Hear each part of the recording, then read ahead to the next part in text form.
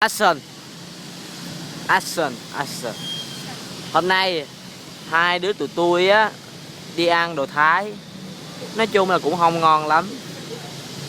Bạn Trinh nói á, là mấy cái món này bạn Trinh làm được hết á. Nhớ nha. Không, chỉ có món chiên mới làm, món trứng mới làm được hết thôi. Đúng không? Nhớ đó, mày món lần cho ăn nha.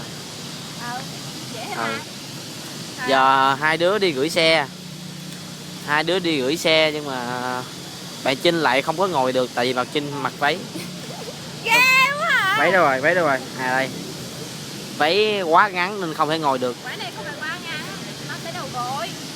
Váy tới đầu gối. Không thể ngồi được. Nên giờ bắt bạn gió phải đứng chung luôn. Vậy như vậy. Trinh múa cả Trinh. Cái này nó biết là từ Payphone là gì không? Payphone, cái này là Payphone đúng không? Nghe bài Payphone có Maroon 5 chưa? Maroon 5 với lại Wiz Khalifa hả? Nghe rồi nhưng mà cái này gọi là Payphone đúng không? không biết, con không có đành lắm. Thôi đi ra đây nghe cái bài đó nghe hay lắm. Không ai ăn trộm được, anh trộm. Ăn trộm cái gì? Điện thoại. Tự nhiên giờ đứng đây mới đeo headphone nghe điệp nghe bài đó hả? Cho đó là Payphone.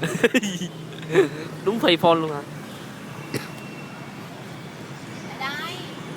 Ok.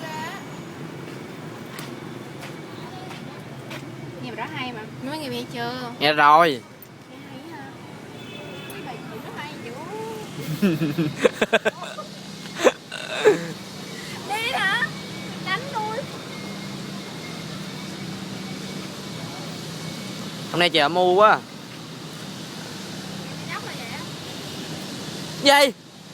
Đúng rồi, đi gió ngày nào cũng mưa ha. Còn có là Payphone. Mở MP3 đi chứ trong này không có.